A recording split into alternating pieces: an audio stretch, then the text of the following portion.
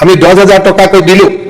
আৰু মই নিশ্চিতভাৱে মই ভাবো ভগৱানে মোক শক্তি দিব যাতে 25,000টো দিব পাৰো কৈছে লাগে বুলি তাৰ মানে মই ভাল পাইছো যে আজি কংগ্ৰেছ দলৰ বিধায়ক এজনে শেষত হলেও মানি ললে যে মহিলা উদ্যমিতা এটা ভাল আঁচনি আছিল আজি স্বীকাৰ কৰিবলৈ বাধ্য হল কলে যে মহিলা উদ্যমিতা এটা ভাল আঁচনি মোৰ সমষ্টিটো দিব লাগে নিশ্চিতভাৱে এই মাহতে দিয়া হ'ব যে স্বীকাৰ কৰিলে অধ্যক্ষ মহোদয় আমি আল্টিমেটলি স্বীকাৰ কৰিবলৈ বাধ্য হল অধ্যক্ষ মহোদয় লাখপতি বাইদেউ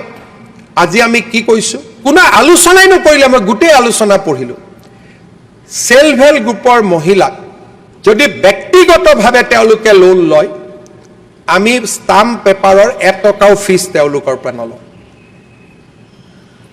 আমি কি কলো যে আমি এটা ক্ৰেডিট গ্যাৰান্টি ফান্ড কৰিম যাতে গ্ৰুপ হিচাপেও টকা ল'ব পাৰে ব্যক্তিগত হিচাপেও টকা ল'ব পাৰে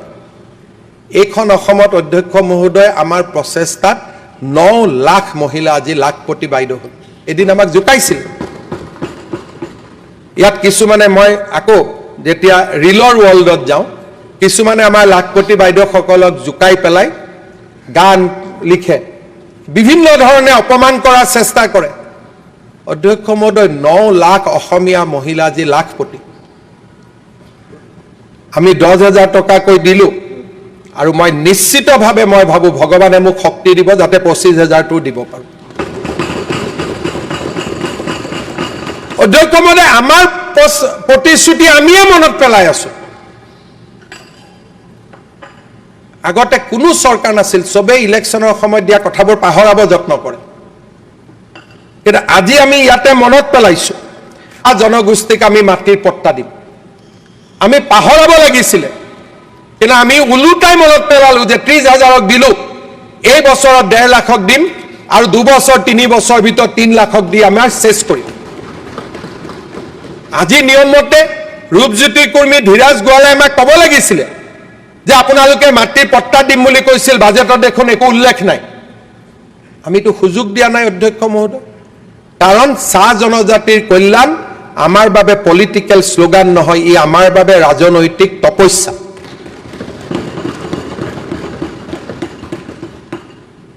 অধ্যক্ষ মহোদয় আজি আমাৰ বাজেটত আমি কৰ্মচাৰীসকলৰ বাবে আজি ইয়াত কৈছে ইউপিএছ ওপিএছ কৰ্মচাৰী পৰিষদৰ আজিকালি যিমানা নতুন কৰ্মী আছে তেওঁলোকতো এনপিএছত থাকিব খোজে উলুটাই পৰিৱৰ্তিত কথাবিলাক আমি বুজিয়ে নাপাওঁ এতিয়া যে 1.5 লাখ 1,60,000 ল'ৰা ছোৱালীয়ে চাকৰি পালে তেওঁলোককতো এনপিএছ লাগে কাৰণ আফটাৰ ৰিটায়াৰমেণ্ট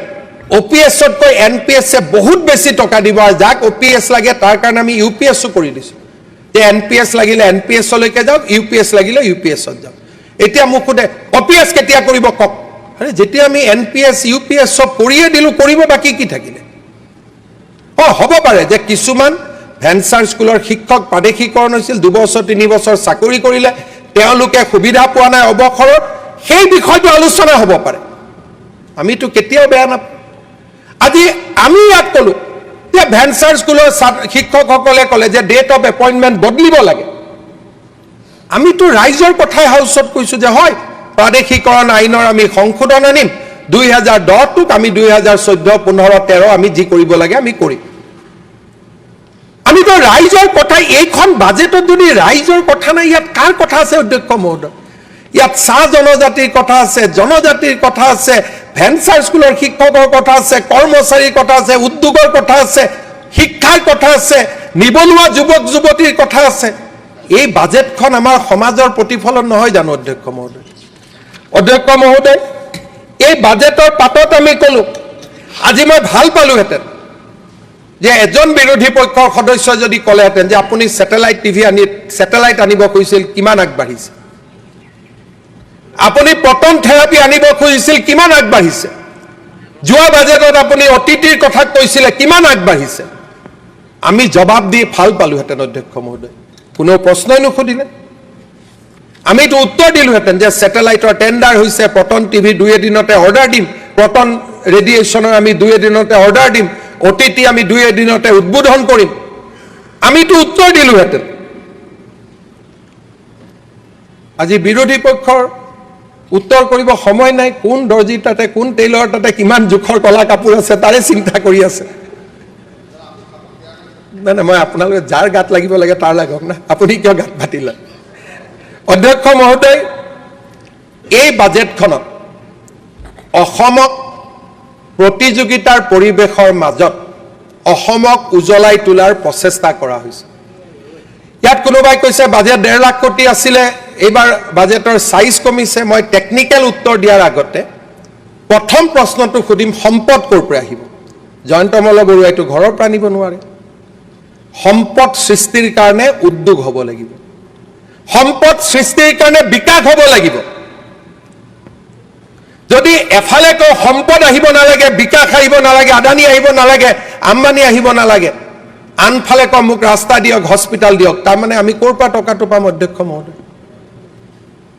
অসমত আমি গ্ৰোথ আনিবই লাগিব আজি ৰিজাৰ্ভ বেংকে কৈছে যে Assam is the fastest growing state আমি গ্ৰোথ আনিবই লাগিব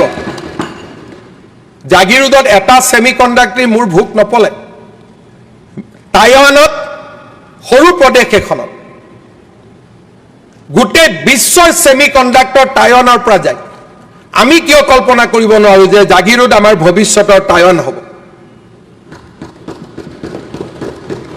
আজিতো প্ৰশ্ন আহিব লাগিছিল যে এটা সেমিকন্ডাক্টৰ আপুনি আনিলে বাৰু দ্বিতীয়টো কেতিয়া আনিব তেতিয়াহে মোৰ ভাল লাগিলেতেন যে নহয় আমি পৰিৱৰ্তন হৈছো আমাক উন্নতি লাগে অধ্যক্ষ মহোদয় অসমৰ উন্নতিক বিৰোধিতা কৰা সকলক মই এটা বাৰ্তা পঠাব খোজো অহা 5টা বছৰত আমি অসমৰ বাবে ধুমুহাৰ দৰে কাম কৰিম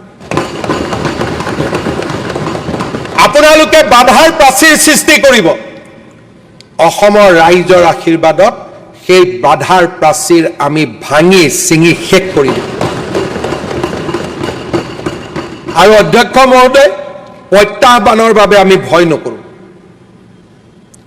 প্ৰত্যাহ্বানৰ মাজতো মথাউৰি উপকি হ'ব আমাৰ সমষ্টিৰ ৰাস্তাও হ'ব আমাৰ স্কুলো হ'ব নিবনুৱা যুৱক যুৱতীয়ে কৰ্ম সংস্থাপন পাব অসমৰ অশ্বমেধৰ ঘোঁৰা ইয়াক ধৰি ৰাখিব পৰা নাযায় অধ্যক্ষ মহোদয় ৰাইজে উত্তৰ দিলে 102 জন বিধায়কেৰে ৰাইজে আমাক আশীৰ্বাদ দিলে যে এতিয়া কাম কৰক আৰু কাম কৰাৰ কাৰণে আমি ভোট দিছো আৰু অধ্যক্ষ মহোদয় নিশ্চিতভাৱে ৰাইজৰ আশীৰ্বাদৰ নিৰ্মালী আমি শিৰত লৈ অসমৰ ৰাইজৰ বাবে কাম কৰিম অসমৰ ৰাইজক আগুৱাই লৈ যোৱাৰ বাবে আমি নিজক আকৌ এবাৰ সমৰ্পণ কৰিম বিধায়ক সকললৈ মোৰ 3টা 4টা পৰামৰ্শ আছে অধ্যক্ষ মহোদয় অসমক আমি কণী মাছ আৰু মাংসৰ ক্ষেত্ৰত আত্মনিৰ্ভৰ কৰি তুলিব পাৰো সিন্ডিকেট শব্দটোৱে নোহোৱা হৈ যাব অধ্যক্ষ মহোদয় শ্ৰীৰামপুৰ এইবিলাক আহিবই নালাগে সিন্ডিকেট শব্দটো নোহোৱা কৰাৰ একমাত্ৰ উত্তৰ হৈছে আত্মনিৰ্ভৰ অসম যেতিয়া অসম আত্মনিৰ্ভৰ হ'ব ৰাজ্যত বাহিৰৰ পৰা একো